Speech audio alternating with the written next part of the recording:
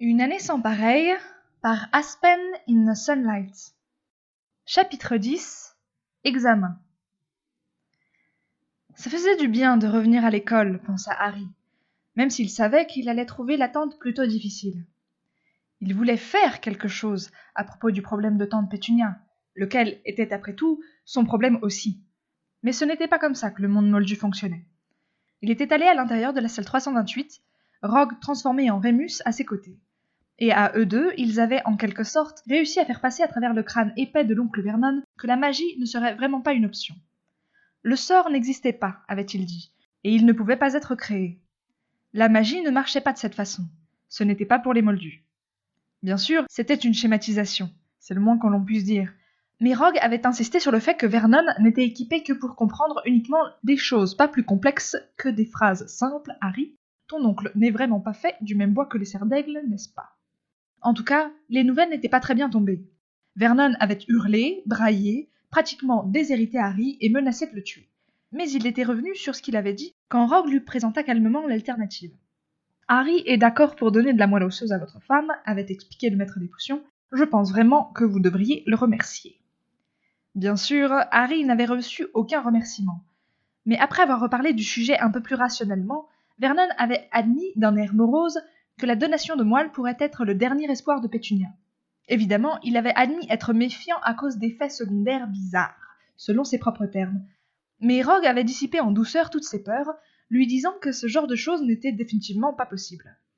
Très serpentard de sa part, avait pensé Harry sur le coup, étant donné qu'il savait très bien que Rogue était persuadé que le transfert de moelle à Pétunia pourrait, en effet, la rendre magique. Il avait dit à Harry plus tard que, selon toute probabilité, un tel changement chez cette femme serait graduel. En attendant, les protections magiques seraient étendues à Dudley de telle façon que si Pétunia rechutait, le numéro 4 Private Drive continuerait à être un refuge. En fait, Rogue avait articulé avec mépris ce dernier mot. Harry était reconnaissant envers Rogue de n'avoir rien ajouté. Juste un rictus méprisant pour montrer ce qu'il pensait réellement des Dursley. Rogue n'avait pas fait ce que Hermione aurait tenté si elle avait découvert la vérité. Il n'avait pas essayé de le faire s'ouvrir et de parler de ses sentiments. Il laissait juste Harry être Harry. Convaincre Vernon avait à peu près pris 1 heure. 1 heure durant laquelle Dudley n'avait pas été là. Harry s'était demandé pourquoi. Il avait plutôt voulu tâter le terrain et voir si son cousin était toujours d'humeur amicale. Ça pourrait être important pour les protections, mais Harry n'eut pas l'occasion de le voir. Juste après que Vernon ait accepté de laisser Harry être testé et en avoir informé une infirmière, Harry avait été emmené sur le champ pour une batterie de tests auprès desquels les buses avaient l'air d'une promenade de santé. Des tests physiques dont il n'avait pour la plupart jamais entendu parler, même si les infirmières le guidaient à travers tout ça, lui expliquant très bien les choses au fur et à mesure. Ça avait commencé par un questionnaire qu'il pouvait à peine lire à cause des mots inconnus, puis un long entretien destiné à découvrir encore plus d'informations. Des informations personnelles, question après question au sujet de ses parents, des questions auxquelles il ne pouvait pas répondre. Combien de fois avait-il dû expliquer qu'il était orphelin depuis l'âge de 1 an et n'avait jamais vraiment eu quelque information que ce soit à propos de sa mère ou de son père? Puis vinrent les questions à son sujet. Harry ne savait pas quoi répondre à la moitié des choses qui lui avaient été demandées. Buvait-il, même à l'occasion? Eh bien, je ne suis pas contre une bière au beurre ou deux. Quels médicaments avait-il pris l'année dernière? Potions calmantes? Pimentine? Beaucoup trop de sommeil sans rêve? Avait-il consommé des drogues récréatives dans les 3 derniers mois? Je ne sais pas, est-ce qu'on peut vraiment appeler drogue ce que font les jumeaux? Elles sont définitivement récréatives. Incapable de répondre avec quoi que ce soit ressemblant à la vérité, Harry n'avait fait que et marmonner pendant toute l'heure, pendant que Rogue restait assis là en souriant discrètement d'un air amusé, pensant sans doute à des choses bien peu utiles au sujet des Serpentards et de la ruse. Harry était frustré par le sourire en coin, mais à vrai dire, il était content que l'oncle Vernon ait insisté vigoureusement pour que le professeur Rémus Lupin soit son représentant pour accompagner Harry à travers toute cette série de tests. C'était l'idée de Rogue, sans doute un sort jeté sur un moldu qui ne se doutait de rien, mais le personnel médical l'avait accepté étant donné que ça venait du tuteur légal de Harry. Ce n'était peut-être pas très confortable avec Rogue dans la pièce, mais l'ombre noire à Private Drive ce matin avait été un avertissement suffisant. Harry savait qu'il avait besoin de rester près de celui qui pouvait le faire transplaner en sûreté. Pourtant, Il trouvait ça de moins en moins confortable d'être soumis à ces tests médicaux avec Rogue regardant tout ça à travers les yeux bruns gentils de Rémus. Cet entretien médical avait été suffisamment difficile, mais au moins il l'avait laissé regarder ses habits pour le moment. Peu de temps après, les choses devinrent assez absurdes du point de vue de Harry. Pourquoi avait-il besoin de tout ça? Qu'il prenne sa moelle et que ce soit terminé. Mais non, il fallait qu'ils aient analysé son sang et ses tissus. En fait, il comprit ses nécessités une fois qu'on lui eut expliqué le phénomène du rejet, ce qui le terrifia. Il ne voulait pas être responsable de la mort de tante Pétunia. Mais pourquoi avait-il besoin de faire des radios de sa poitrine? Et à plus forte raison de l'attacher 1 heure à une machine qui enregistrait ses battements de cœur. Il avait dû enlever le t-shirt taché et trop grand de Dudley pour cette partie. Puis ils avaient pris son sang à nouveau, expliquant qu'il allait devoir être testé pour ce qui semblait être tout un catalogue de maladies. Et puis encore du sang, pour ce qu'ils appelaient l'analyse ADN. Ce qui serait le dernier examen qui déterminerait si sa moelle était correcte pour être donnée à Pétunia. Harry continuait à se demander s'il comptait lui laisser une goutte de sang. Il grimaçait à chaque fois qu'une aiguille approchait, serrait fort les yeux et se disait « Tu as eu un crochet de basilic planté dans ta chair, tu peux sûrement supporter une fine petite aiguille. » D'une certaine façon, pourtant, l'aiguille était bien plus effrayante. Probablement parce qu'il devait rester là, sans bouger. Au moins, il avait eu la possibilité de combattre le basilic. Harry devait réellement se retenir d'utiliser la magie pour faire disparaître l'aiguille. Il en avait très envie, particulièrement à la dernière prise, lorsque l'infirmière avait eu du mal à trouver la veine. Encore et encore, elle planta l'horrible chose en lui, pendant que Harry ferma les yeux avec force, en tremblant de la tête aux pieds. Son bras restant tranquille uniquement parce que la prise de l'infirmière était singulièrement ferme. Jusqu'à présent, Rogue n'avait rien fait de plus que regarder, mais lors du dernier prélèvement, il vint se placer à côté de lui, sans le toucher, sans parler, sans même jeter un sort muet pour le calmer. Il resta juste là, rappelant à Harry qu'il n'était pas tout seul. Et ça avait aidé. Aussitôt que l'infirmière se mit à charger les éprouvettes sur un plateau, Rogue était retourné s'asseoir dans sa chaise. Harry avait pensé que l'épreuve était finie alors. Il l'avait pratiquement saignée à blanc. Enfin, c'est ce qui lui avait semblé à lui. Alors qu'est-ce qui pouvait encore bien rester? Il aurait dû savoir que les choses ne pouvaient qu'aller plus mal. Parce que là, il lui avait demandé son urine. Au début, il l'avait juste regardé fixement, sans voix, une jolie rousse, pas plus âgée que 18 ans, et assistante de l'infirmière, lui tendre un petit récipient en plastique et lui dire d'aller dans la salle de bain attenante et d'uriner sur demande, puis de le lui rendre rempli. Il ne pensait pas qu'il avait été jamais aussi humilié. Et il y avait Rogue, écoutant chaque mot. Son professeur pensait manifestement que sa réaction était exagérée. « Ce n'est pas si différent de ce que tu aurais à faire pour préparer certaines potions plus avancées, » offrit-il nonchalamment, s'appuyant au dossier de sa chaise, les jambes étendues avec langueur alors qu'il fermait les yeux. De nouveau, le décorum, devina Harry. Rogue en avait bien plus que ce qu'il voulait bien admettre. Harry fit ce qui lui avait été demandé, rougissant alors qu'il rendait l'échantillon à la jolie aide de l'infirmière. Seulement pour découvrir qu'après tout ça, il devait attendre que ces tests soient faits et interprétés. Ils avaient expliqué et dit un au revoir rapide à l'oncle Vernon, toujours sans que Dudley soit en vue, remarqua Harry, lui demandant d'utiliser le hibou de Mrs. Figg dès lors qu'il aurait des nouvelles des résultats. Vernon s'était renfrogné mais avait accepté. Et alors, après une longue journée de discussions, de décisions et d'idioties médicales moldues, Harry avait finalement pris la poudre de cheminette vers Poudlard, Rogue dans son sillage. Il n'y avait personne dans le bureau du directeur quand ils arrivèrent. « C'est l'heure du dîner, » expliqua Rogue, et Harry grogna. Pas question qu'il puisse manger, pas après tout ça. Rogue sembla comprendre ce qu'il était en train de penser. « Ça va sûrement devenir pire, Potter, » fit-il remarquer calmement. « Je sais, j'ai lu le livre, » dit Harry hargneusement, ne voulant pas penser à ça.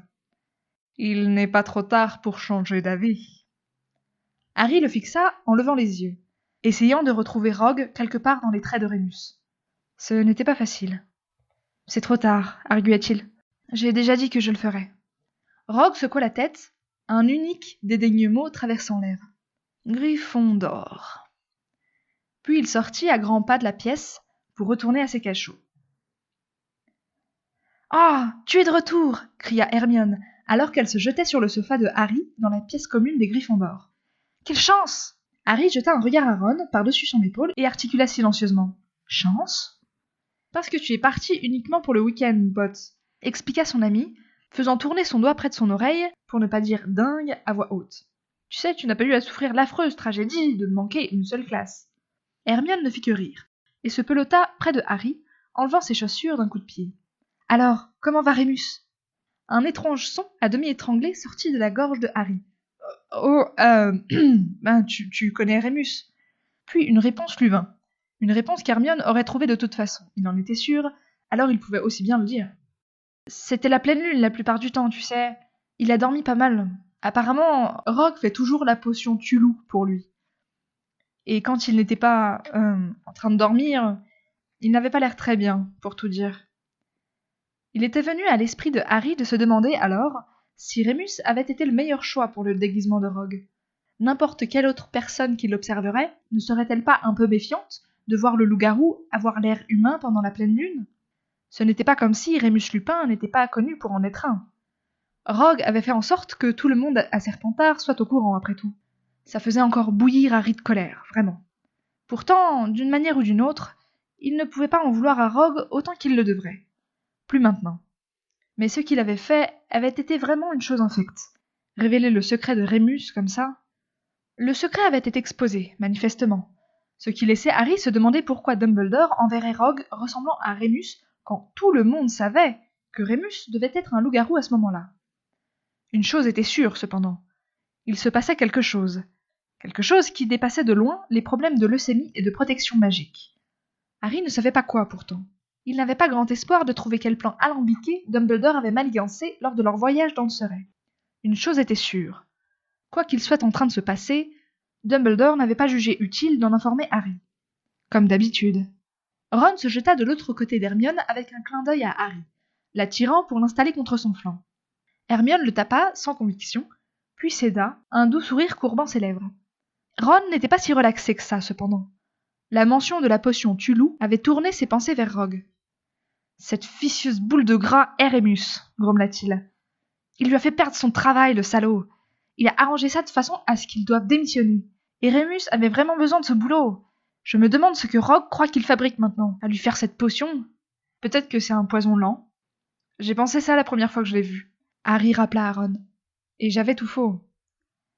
Bien, peut-être que c'est un poison très lent. Harry se sentit s'hérisser un peu, puis se demanda pourquoi. C'était sûr, Boule de Gras était plutôt grossier, et ses accusations de tentative de meurtre un peu mélodramatiques. Mais Harry avait certainement dit sa part d'horreur au sujet de Rogue. 5 années, et même plus, d'horreur. Mais il ne voulait plus en dire maintenant, même si Ron semblait l'attendre. Heureusement, Hermione intervint avec une réponse, au moins à propos de la potion. Rogue et Rémus sont tous les deux dans l'ordre, fit-elle remarquer. Puis avec un regard confus, qui n'allait pas avec ses traits, elle pressa Harry. Pourquoi Dumbledore a-t-il envoyé Rémus avec toi si ça allait être le moment du loup? Elle avait raison, ça n'avait pas de sens du tout. Eh bien, pour le support moral, Harry essaya, puis eut presque un mouvement de recul en entendant à quel point ça sonnait faux. Réfléchissant rapidement, il ajouta. Je veux dire, il ne savait pas que je serais parti que le week-end. Ça aurait pu être plus long. Plutôt un choc pour le moldu, hein? Un loup-garou dans la tanière? Dis, comment elle va la langue de ton cousin? Harry ignora ça, parce que Hermione insistait. Pourquoi aurais-tu besoin de support moral, Harry? Tu ne nous as jamais dit ce qu'il y avait dans cette lettre. Rogue l'a presque fait, rajouta Ron. Dans cette classe. On aurait dit que tu étais sur le point de tomber mort, mon pote. C'était juste une histoire de famille, Harry murmura. Il haïssait le fait de cacher des choses à ses amis, mais il y voyait la nécessité. Il se demandait si ça faisait de lui un Serpentard, comme Rogue l'avait dit. Ron se trompa complètement sur l'humeur de Harry. Bah, c'est pas trop tôt que ça t'arrive enfin, quelques histoires de famille, fut sa pragmatique observation. Bienvenue dans ma vie, avec la famille qui te harcèle tout le temps. Je ne peux même pas y échapper à l'école, rajouta-t-il alors que Ginny traversait la pièce commune avec un groupe d'amis. Ouais, dit Harry, cherchant un autre sujet de conversation. N'importe quel sujet. Alors, qu'est-ce que vous avez fait de votre week-end tous les deux? Hermione baissa son regard, et Ron eut l'air de trouver un mur en granit d'un certain intérêt. Puis ils se regardèrent et rirent avec une joie folle, leurs jambes s'enlaçant encore plus. Je vois, dit Harry, de son ton le plus sombre, lequel fit seulement rougir Hermione et cacher son visage dans le sweat à Ron.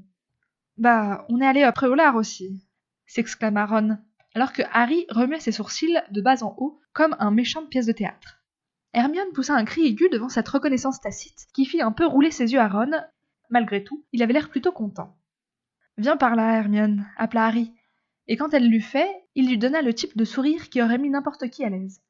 Bien, je dirais que des félicitations sont de rigueur. Et si on descendait discrètement dans les cuisines? Dobby nous donnerait quelques bières au beurre. Quand les sourcils d'Hermione se froncèrent, il ajouta rapidement. Si on demande gentiment. Ah, par pitié, Hermione. Dumbledore le paye, tu sais. Dobby est le seul elfe au sujet duquel tu ne devrais pas te tracasser. Ce n'est même pas encore le couvre-feu pour l'instant. Tu n'as pas de raison de te plaindre. Harry était un peu anxieux le matin suivant, alors qu'il descendait dans les cachots. Ça avait été une chose de conclure à Privet Drive que Rogue ne piperait pas mot de toutes ces choses horribles qu'il avait apprises. D'abord, Rogue avait ressemblé à Rémus. Et ensuite, ça avait été surréaliste d'avoir un sorcier avec lui à cet endroit de toute façon. En y repensant, le scénario entier semblait irréel et invraisemblable. Maintenant qu'il était de retour dans le monde réel, il avait du mal à réconcilier fait et réalité. Rogue discutant de décorum, Rogue presque compatissant quand Harry avait eu affaire à toutes ces aiguilles. Ça ne semblait juste pas possible. Pas quand le Rogue qu'il connaissait ici n'avait jamais laissé passer une opportunité d'humilier Harry Potter. D'ailleurs, ça n'avait été que 2 jours. Peu de choses pouvaient changer en 2 jours, n'est-ce pas? Harry hocha la tête et se prépara au pire, ignorant délibérément le fait qu'en seulement 2 jours, son entière conception de Severus Rogue avait été radicalement révisée. Il se glissa sur son siège habituel, préparant ses fournitures comme d'habitude, et regarda avec appréhension alors qu'il entendait la porte s'ouvrir en grinçant à l'entrée du professeur. « Aujourd'hui, nous allons tenter de faire le baume Stigmaboli, » dit Rogue de façon méprisante, accent mis sur le mot « tenter ». Ses robes tourbillonnaient alors qu'il entrait majestueusement dans la pièce, sa voix plus impérieuse et menaçante que jamais. Pas de doute qu'il y aura parmi vous des misérables qui vont m'offrir des abominations troubles et décolorées lors de mon passage en revue. Mais soyons clairs. C'est une potion simple, bien à la portée de vos mains fainéantes et de vos cerveaux médiocres. Quiconque échouerait à préparer un baume satisfaisant recevra une retenue avec Monsieur Rusard. De l'autre côté de l'allée, Neville Londubat déglutit bruyamment. Harry lui lança un regard de compassion. Neville avait voulu complètement abandonner les cours de potions après la 5e année. Mais le professeur Chourave avait insisté sur le fait que la botanique, sans une base de potions suffisante, serait tout sauf utile. « J'aurais voulu vous dire de tester vos potions les uns sur les autres, » continua Rogue, regardant les Serpentards comme pour leur donner des idées. Mais hélas, les rivalités entre maisons n'ont pas encore réussi à rendre l'un de vous suffisamment marqué pour cela. Non, monsieur Weasley, les stigmates d'acné ne comptent pas. Oh, pensa Harry, comprenant tout à coup ce que stigmaboli signifiait. Bien, au moins, je peux voir celle de l'avenir. Toutefois, nous avons monsieur Potter et sa cicatrice, dont les louanges sont plutôt douteuses. Rogue remontait l'allée à grands pas vers lui alors qu'il parlait. De l'autre côté de la pièce, les Serpentards jacassèrent, et Draco murmura quelque chose à Pansy, quelque chose dont Harry était sûr que ça devait ressembler à « ça va devenir intéressant ». Malheureusement pour Monsieur Potter, la sienne est une cicatrice maudite. Monsieur Malfoy, quelles sont les propriétés principales d'une cicatrice maudite? C'est hideux et défigurant, monsieur. En effet, 5 points à Serpentard. Hermione fit un grognement de protestation, suivi par un sifflement. Ce n'était même pas une réponse correcte. Rogue l'ignora. L'autre caractéristique distinctive est qu'à l'inverse des autres cicatrices, une cicatrice maudite ne peut pas être enlevée par une simple potion. Je crains que Monsieur Potter aura à persévérer bravement en dépit de ça. Comment Monsieur Malfoy a-t-il formulé ça? Ah, oui. Hideuse défiguration. Harry leva les yeux, le regard furieux, dents serrées. Il avait dit que c'était de la comédie, murmura une voix dans son esprit.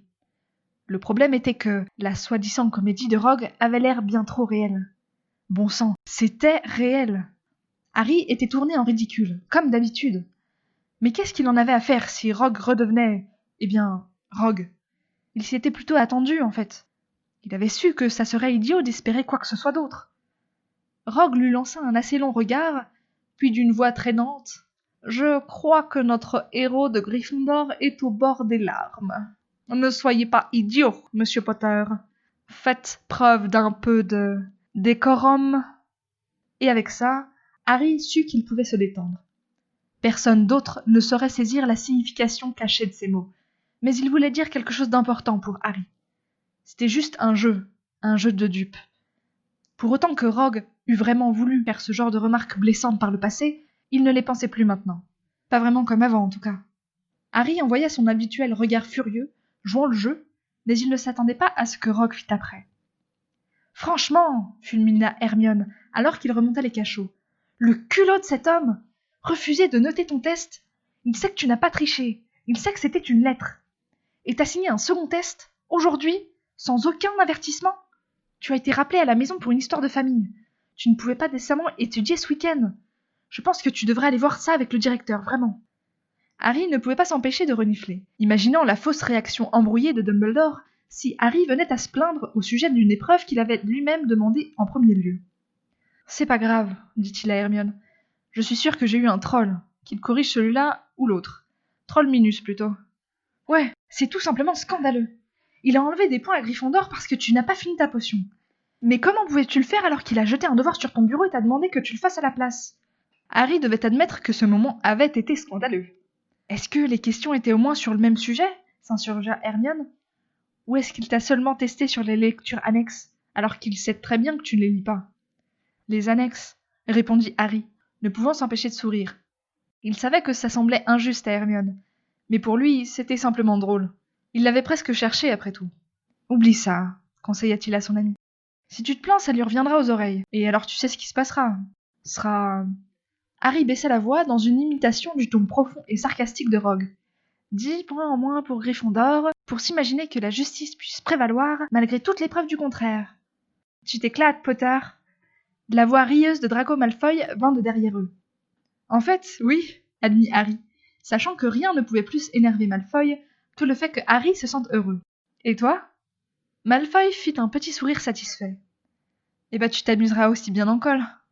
Hermione serra les poings. Ah, il faut toujours que t'ailles toujours tout raconter au professeur, hein, Malfoy? Les yeux d'argent de Malfoy s'agrandirent innocemment. Rien à voir avec moi, Sandbourbe. Le professeur Rogue l'avait déjà assigné. Punition pour ne pas avoir fini sa potion. Hermione poussa un cri étranglé.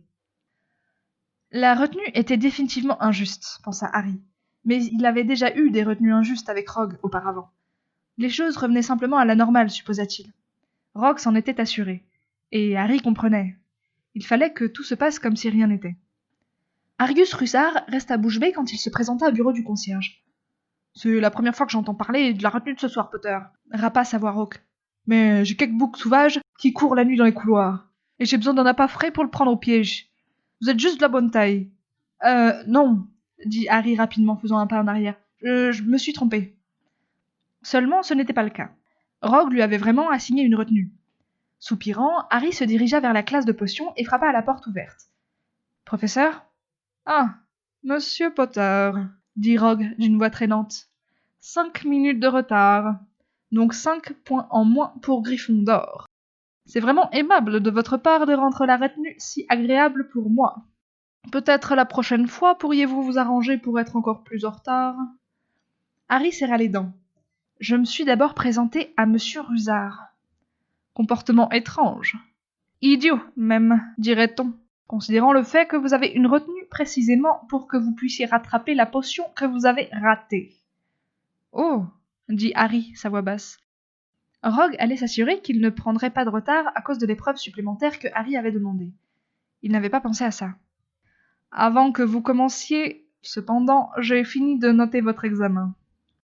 Lorsque Harry le prit de la main tendue de Rogue, la sienne tremblait un peu. Mais pas parce qu'il était inquiet à propos de son devoir. On ne pouvait pas descendre plus bas que Troll Minus, alors il n'y avait pas de quoi s'inquiéter, n'est-ce pas? Asseyez-vous pour le lire, Monsieur Potter, railla Rogue, puis tourna son attention vers un autre tas de copies qu'il était en train de noter. J'ose dire que vous pourriez être choqué par les choses que j'ai à dire à un Gryffondor vanté et célébré tel que vous. Choqué était exact, pensa Harry, alors qu'il se laissa tomber dans la chaise la plus proche et laissa courir son regard sur le papier. Troll minus, aucun doute, disait le commentaire. Vous ne pouvez pas vous attendre à beaucoup mieux si vous continuez à ignorer les autres lectures, Harry. Gardez les points suivants en tête. En 1, le pu de Bulbobulbe est instable dans les chaudrons en bronze et explosera même chauffé à l'intérieur. En 2, les racines de mandragore doivent être râpées et passées au pilon avant que le jus soit extrait. 3. Les cornes de bicorne et les cornes de licorne ne sont même pas vaguement semblables. 4. Monsieur Malfoy est presque certainement en train d'écouter à la porte. 5. Brûlez ça sous votre chaudron quand vous commencerez votre potion, et soyez sûr de bien mélanger les cendres avec les autres dans l'âtre. 6. Un peu de réclamation ne serait pas trop. N'exagérez pas, ou je me trouverai dans une position qui m'obligerait à enlever des points. C'était un peu trop pour Harry à tout saisir d'un coup. Pas d'insultes. Encore plus surprenant, quelques conseils utiles. Hermione en avait de temps en temps, et plus rarement Ron et Neville, mais il ne les avait jamais vus formuler avec un langage impartial avant. D'habitude, c'était « Qu'est-ce qui vous a pris de croire que des champignons peuvent faire partie d'une potion salivaire ? Avez-vous été élevé en dessous d'un ?» Harry leva les yeux, vit les lèvres de Rogue se courber légèrement, et réalisa que c'était la première fois qu'il avait vu les lèvres de Rogue esquisser un sourire. La vue était décidément bizarre, mais Harry savait qu'il valait mieux ne pas rire de soulagement. Il avait compris le message avec les 3 derniers points. Avec un juron murmuré, il sauta sur ses pieds, roula son examen en une boule froissée et annonça « Professeur, cette note n'est pas juste. Je ne savais même pas que ce test couvrirait les lectures annexes. Je n'étais pas prêt. » Rogue lui jeta à peine un regard dédaigneux. « Est-ce que ça brise votre cœur de Gryffondor que la vie ne soit pas juste, Potter ?» Puis il se leva, robe tourbillonnante. « Faites-moi disparaître cet air insolent de votre visage, avant que ce soit 10 points en moins pour le bien-aimé Gryffondor. Vous avez encore une potion à distiller, n'est-ce pas ?» Un geste de la main, et les instructions pour le baume Stigmaboli apparurent sur le tableau. Harry se mit au travail, brûlant son examen comme demandé. Quand il posa sa fiole, prête, sur le devant de la table de démonstration du professeur, Rogue ne dit pas un mot. Il leva juste le regard, secouant la tête, et recommença à noter les devoirs. Mais son regard se retourna vers Harry, alors que le garçon longeait l'allée et sortait de la pièce.